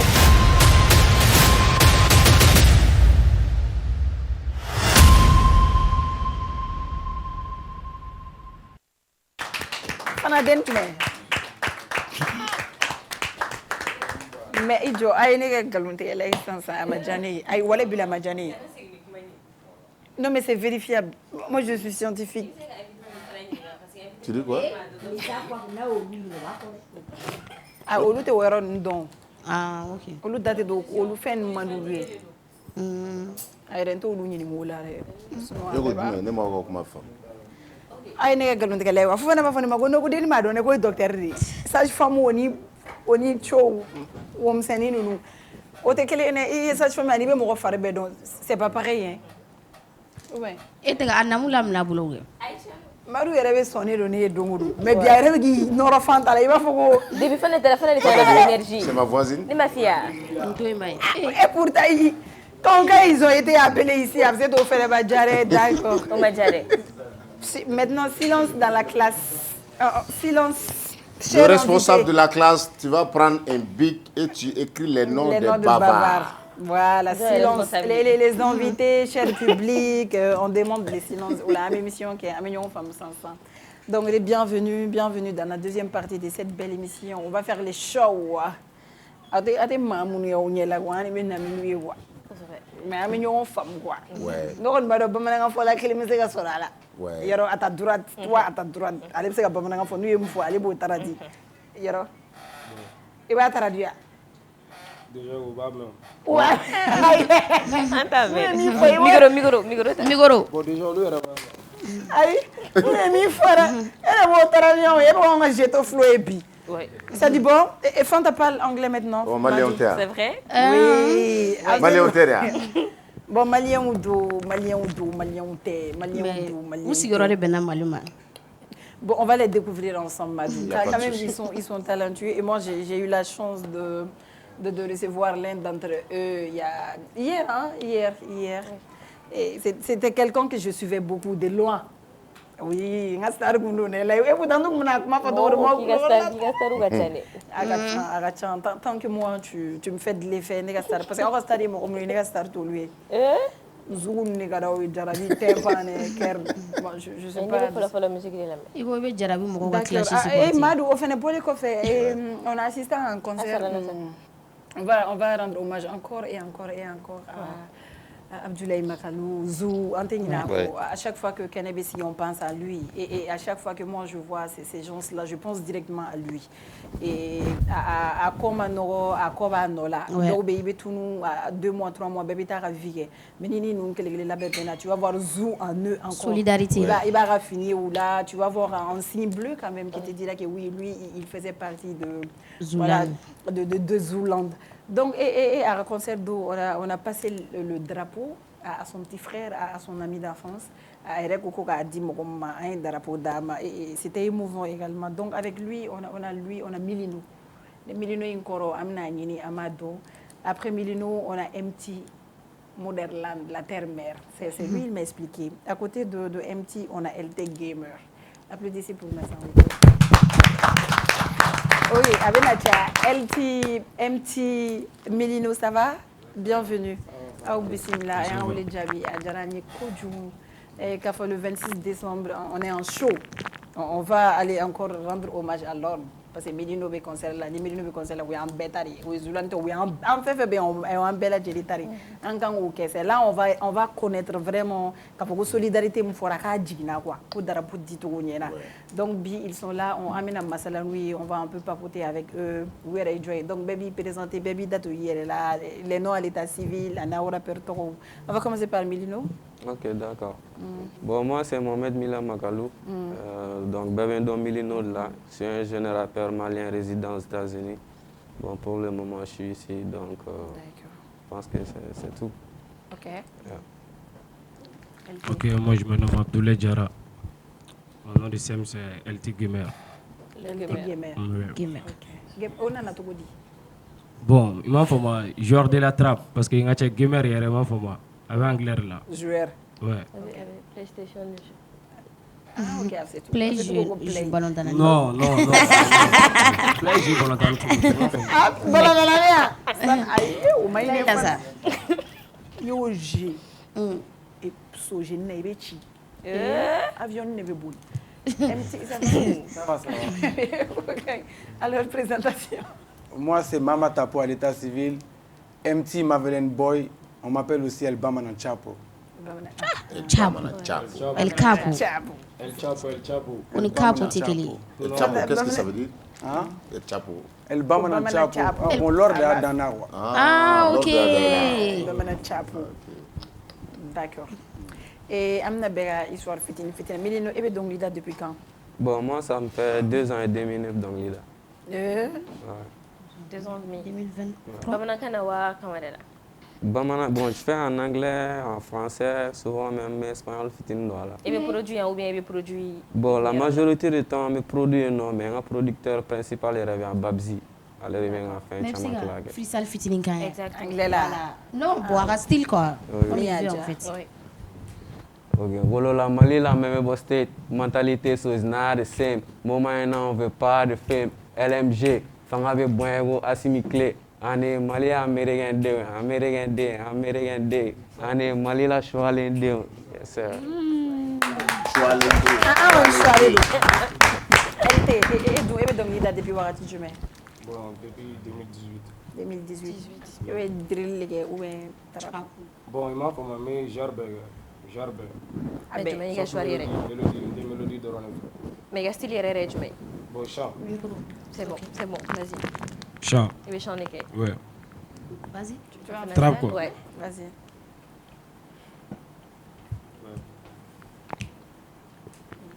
Ouais, vas-y, freestyle. Mika di yere, ce qui te mettra à l'aise. Ok. Ojiga drug birigi be sosa everyday trap ngolola kama I plantera sisa damne. Aisi ben kana ga menego mun meta kana sun le kilo elo. Putro di yangi majona ga ko ameti zoom ki fuf. Yeah nigga. Zoom. Ah? Ayadi zoom. Ameti zoom ki fuf. Ah, kana mvuvu ya. Ah boy, ma fama enemy ne fuf doran sila ma fama. Watch opsi shinu no. Yeah. Ese ennemi ko baula. Les gars enjoy gane foufier. MT, tu chantes depuis quand? Depuis que j'étais petit, j'étais dans un groupe. Mais c'était pas vraiment sérieux quoi. Je dirais depuis 9 ans comme ça, j'ai pris ça au sérieux. Malla. Hein? Malla. Ah, on m'a dit le groupe là. Au groupe Soro. Nesby Brothers. Business à l'envers. D'accord. Tu as toujours été au Mali toi? Hein? Et Froid de Mali là? Ah, il est d'Emsenia les gars.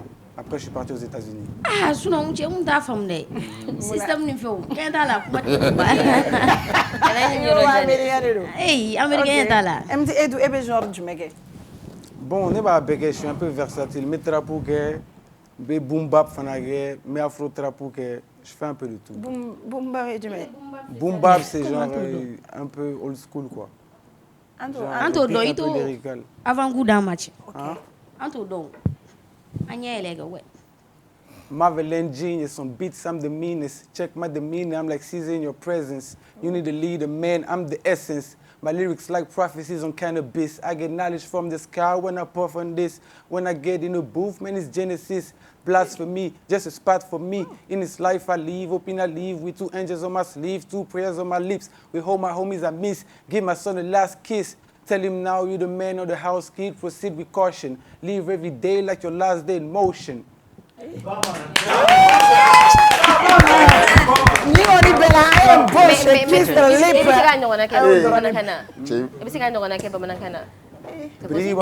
Maçon, 2 balles dans ton front, moteur dopé faire piston, ton boss c'est mon fiston, je t'en gamme au bic on a 10 000 ou t'es gagné comme 10 000 ans, même dans le noir Viviès de briller, Miga Denis sauté femme a créé, à la débat cagné.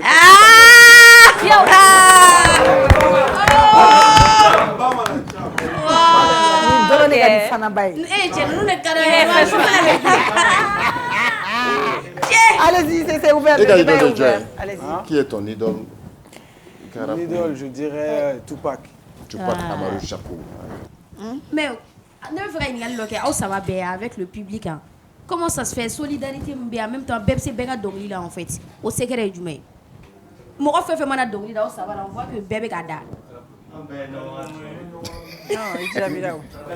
En belle famille. Mais la solidarité, connexion, on a toujours dit. Allez, les Milino présenter Nena, en personne. Il peut être fier de lui. Mais comment on présente les Nord-Naissants? Qu'est-ce que vous avez fait également pour qu'on nous remine? Bon, comme Neni Milino Bébé États-Unis, on présente Nord-Naissants en Flabé Toyane. Après, en Flabé Seguina.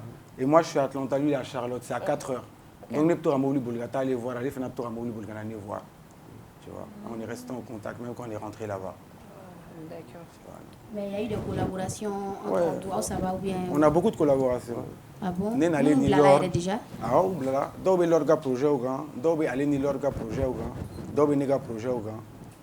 Mais on y l'aurait projet donc avant qu'il y en a Rafat. Ah oui, on y l'aurait projet donc ni Milino ni leur réseau. Ouais. Au Blala maintenant depuis 2024. Mais on regarde la ligne du maintenant. Qu'est-ce que on va faire communiquer après pour que quand hommage rendu l'ori jusqu'à présent à projet du mais celui-là va comment communiquer après. Bon, Milino de comme c'est confié parce que nous avons Milino de corps parce que Milino de drapeau militaire et puis Milino c'est lui qui représente pour l'ordre. Donc moi je suis là pour les soutenir seulement. Les ou Korogé donne tu vois donc moi je les soutiens. Ni Milino a faut choco ne on met. Allez, vas-y. Bon, donc on est là seulement surtout moi quand même aller nettre de rapport là.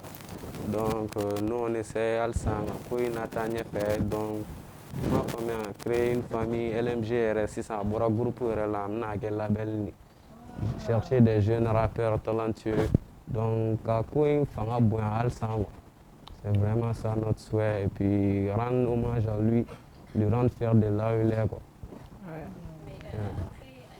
Mais il fallait que disparition qu'on fait. Comment ça se passe dans les games? Est-ce que c'est serré toujours avec vous? Par exemple, peut-être. C'est qu'à l'époque, mes cours qu'on a là, tu es tout.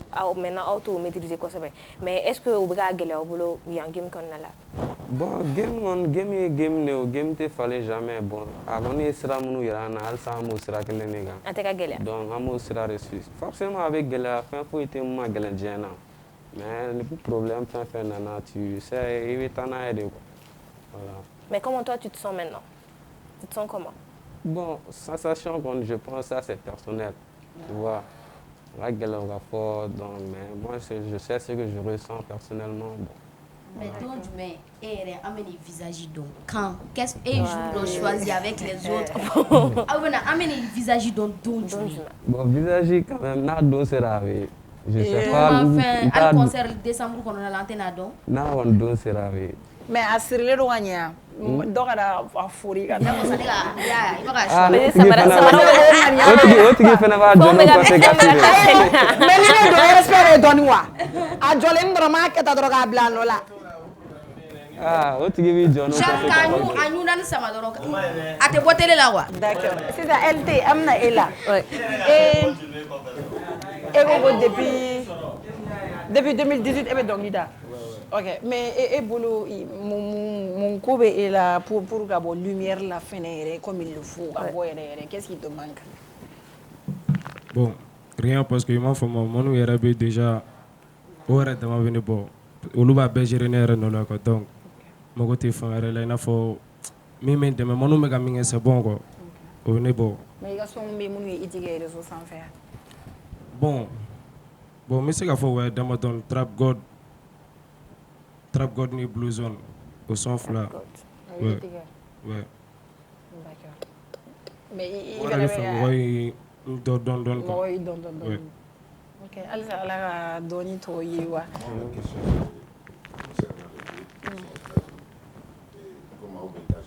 Qu'est-ce que vous pensez du rap malien?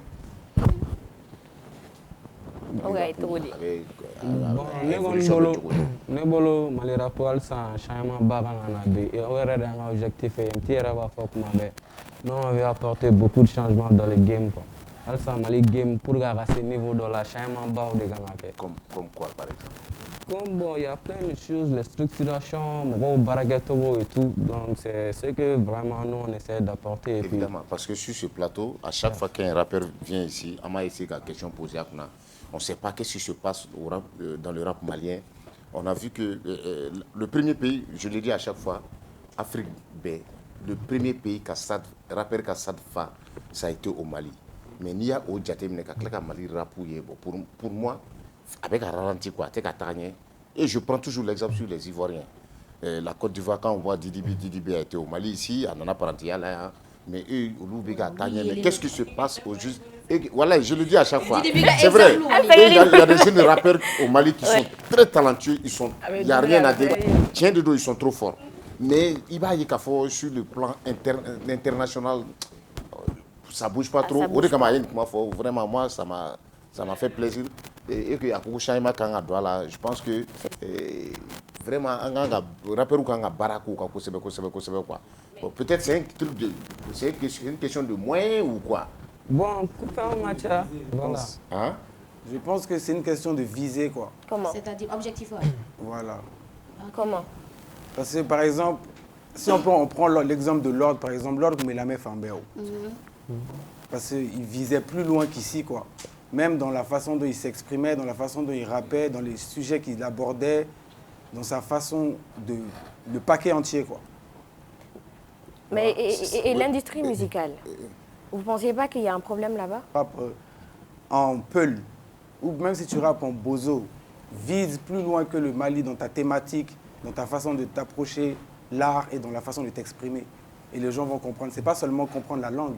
Ah, mais Nigérian, musique, même on ne comprend pas tout ce qu'il dit. C'est vrai, évidemment. J'ai eu la discussion avec quelqu'un, je ne sais pas, je ne me rappelle plus de la personne, et la personne me disait que Waiko Mali rappeur ou pour que Bangou. Non, quand on dit que la musique n'a pas de frontières, on écoute les Nigériens. Les Nigériens, donc dans Yoruba, Yoruba là, ce n'est pas en anglais, mais ils font toujours quelque chose d'intéressant. Ils vont toujours te donner quelque chose d'intéressant. Est-ce que structuration fanatala, ce n'est pas parce qu'on n'est pas bien structuré et les labelou fanatea, est-ce que fanata bon, mais beaucoup maintenant, toutes les informations sont disponibles. Si tu prends quelque chose de sérieux, il sait qu'il tient série, même tout seul.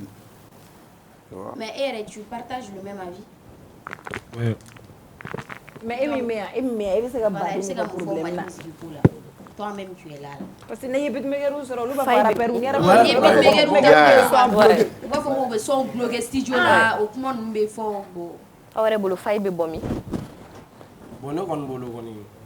a bɛ se ka bɔ côté fila bɛɛ fɛ seulement i m'a faamu ni ka beatmaker ma ɲɔgɔn faamu bon a bɛ se ka i m'a faamu o kan bɛ se ka na n'a ye. A b'i ka son bloqué ya? Ouais, mais a b'i ka son bloqué n'a ma ɲɔgɔn faamu. Mais est-ce que Fana t'es habitué, est-ce que le public malien Fana m'a signé on nous sert la même chose? Par exemple, ni concert vous avez organisé, ama concert tato, il m'a attaqué ça là, il m'a attaqué ça là, même chose. Chaque fois c'est ça. Ça revient à ce que j'ai dit un peu. Allez au point me faut quel nous. Mais comment on va gagner labelli? Par exemple, là on a un labelli, aure boulot, aure na a que chogodi pour que par exemple ka yeta were dama chogodi parce que Mali comment on donne. Non, mais il faut innover quoi. Ni idée Bilado, il faut la tenter. Par exemple, Mac a tenté un concert à 14h au CICB, à Madelgake, au Maroc. Ouais. À 14h, moi, il m'a dit qu'il y avait et puis qu'il y avait marché, et puis il y avait marché, et puis il a marché. Donc c'est comme ça, c'est cette mentalité qu'il faut avoir. Voilà, maintenant, donc il faut tenter des nouveaux trucs qui n'ont jamais été faits. Dans ma carrière, Exactement. Ouais, même avec les styles musicaux, il imposé ni style et déjà quoi wala mais quoi. Même malien bébé ka boli c'est américain son il fait nous non fait parce qu'au début il ta sur pas non il sigi anglais kan fo la mais il ta sur lui il va consommer. Au dune yeta fait une visibilité ka bon quoi. OK, Milou, mais qu'est-ce que tu nous réserves le 26 décembre? Et vous avez 31 juillet, plaguez-les. Le 26 quand même ça sera pas le concert un concert banal. Bon, forcément quand même en focaliser le no LMG et des kan folo. Amna LMG ko nos propres artistes en regamanu en job donc c'est avec eux on va faire un petit bien nana kama et tout. Donc, ça ne sera pas à partir de 14h. C'est voilà. Non, Palais de la Culture. Moi, j'aimerais poser une question là-dessus. Bon, ça sera plus focalisé sur nous. D'accord. Mais est-ce que, voilà. Peut-être, question de douane, est-ce qu'un jour, est-ce que ça ne va pas devenir un problème? Parce que on fait un anime, on commence à faire nos farafaragnons à côté de baby ou rester à boula. Alors, peut-être à côté de la doba, nous avons priorité, par exemple, ou à est-ce que ça va peut-être pas jouer? Bon, au changement. Non, qu'il y a une photo, c'est comme si on continue sur le même chemin. Le même truc. Mais vous pensez que ça va donner? Ça va donner, Inch'Allah. Parce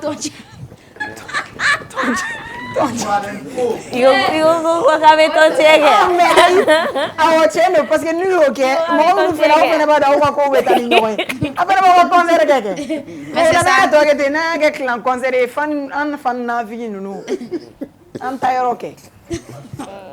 mais est-ce que featuring featuring waro be projet là par exemple en dehors même parce que gal mali ko fait akwa ko kono na l'objectif ko kono na bien sûr toujours genre ay do su wandi ga ba ou bien o fane be na ko fait bon featuring chama ne ko ni featuring chama ga Amérique mi no fana be featuring chama ga Amérique avec des artistes la carrière musicale comme bon, moi je suis à mes débuts, comme je l'ai dit, c'est une musique d'âme, mais avec le temps on verra. Et featuring avec qui? Mais featuring avec Snoopy Benz, Young Dolph artiste. Young Dolph c'est un artiste qui a été tué il n'y a pas longtemps. Paperwhite Empire. Né song avec lui, avec Fedi, un artiste de Wallow, avec Graffiti, un artiste du Massachusetts. Plusieurs artistes américains. Chama. Mario Lone.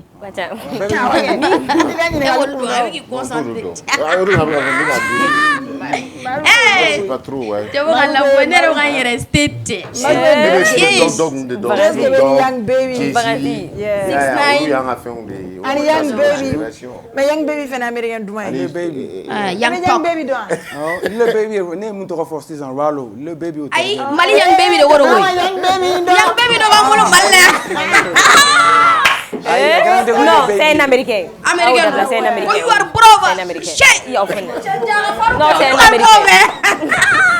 Les jours où on l'appelait, c'est un Américain. Du coup, quel est le temps à faire? Non, quand même, les États-Unis, pour les géographiques, dit là, on m'a dit. Quand même, on a dominé d'accord. Oui, attends, c'est pour la dose qui vient. D'accord, on va encourager l'anglais. Il faut pas guetter tes fins. Mais le préventif dame là.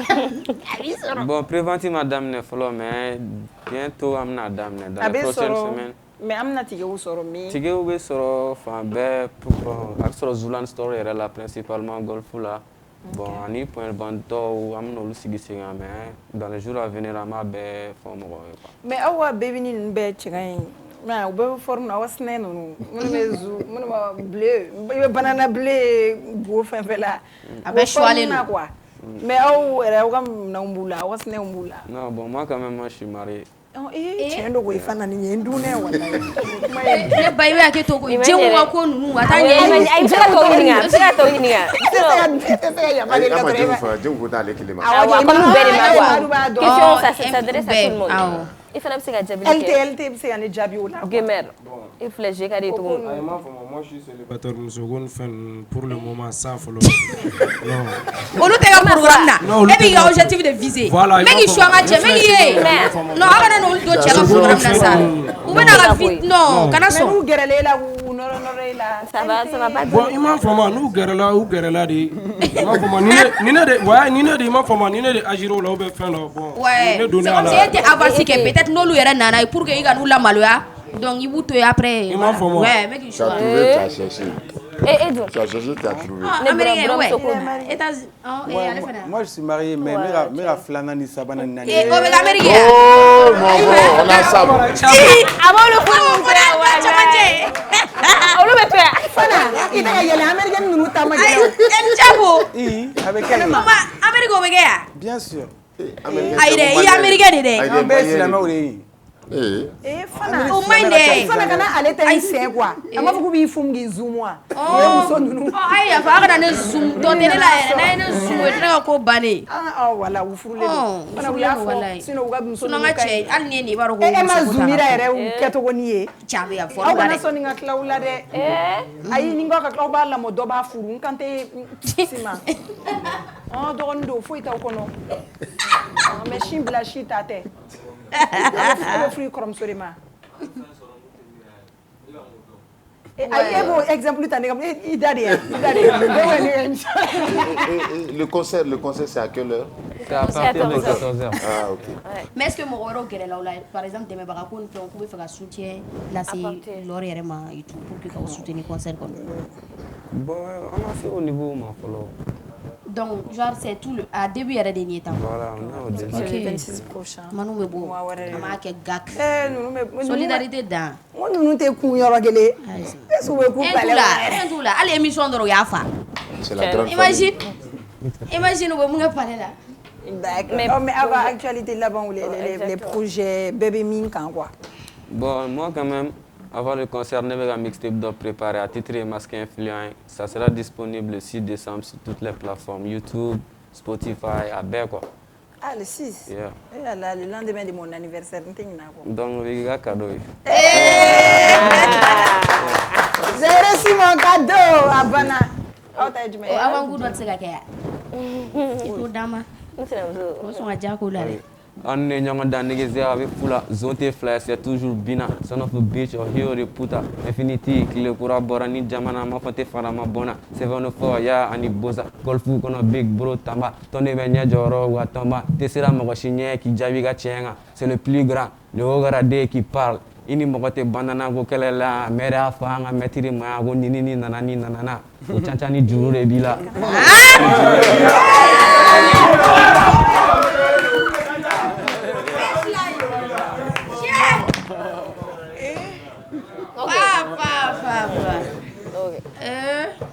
Une minute de silence. Ajaraturo. Non, mais ça. Afariana de. Afariana. Eh, t'es qu'à vouloir punchline. Punchline. Eh, pas de lancer la cata. Anta, non, mais pas de punchline, non. Ne connais pas de dongli de l'eau. Ah, c'est toi qui fais nos femmes à la banane. Tu peux nous traduire? Traduire quoi? N'était pas un mettre le côté. Ah. Le 6 là. Le 6 décembre. Ah. Bon. Yar kon tala mais manu be bu so le 6 doroba sur la plateforme be ka chogo la quoi on y ni ya busy with la rabon ba ga yele ro nyanto e ay nete ne ma yele de ne aga arapu ke chogo de kadne ne réagir la ni réaction ro voilà ma yele ay to la ne to te la de ibe jume kan il fene be ga jume la be bon si ça on a un clip de regana semaine prochaine OK bon les titres No mask. No mask. Ouais. No mask. Oh, il fait yeah. Ako dugutigi kelente dugusigi anana ka dorogu sigi head up Glock ben bologa benige telia perevu effacer kilo ben bologa échanger. Yeah, Zou. Toujours Zou. Alors MT les projets Moi j'ai sorti un EP il y a pas longtemps Chapo Gang. OK. Donc mes clip pour Bobo et après le concert de Milino, on me fera showcase ici donc avant de retourner à ETL. Donc, on a préparé quoi. D'accord. Alors, vous payez en hôtel. Donc, tu vas ajouter quoi? Et puis là, il n'y a pas de souci. Ah, et puis c'est comme mon fils.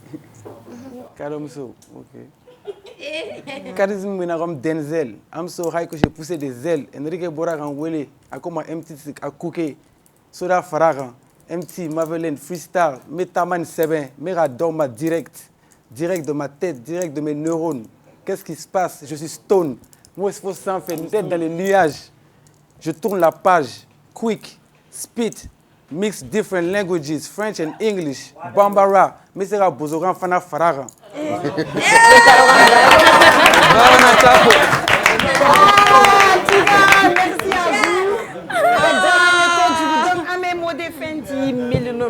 Comme lui, ame concert ko bobu la donc milino ame kuma kun check madi. Voilà donc me ara fo jemu mere niveau TV be fo fen fen ga na me manu era fen fen be LMG be donc me be fo et puis je donne rendez-vous à tout le monde le 26 décembre vendredi 26 décembre à partir de 14h. On va gagner sur le palais là à ta show. D'accord, 14h non. 26 décembre. Ne peut depuis 13h. Méga scène kan quoi.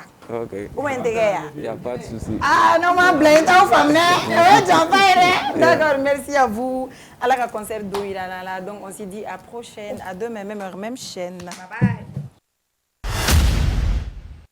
A bebe na kayani. Koko in bɛɛ ko kelen ni. Deliko bila mani dongele ɲɛgwan anw t'o laadaw li. Ni ko ti fɔn kɔ.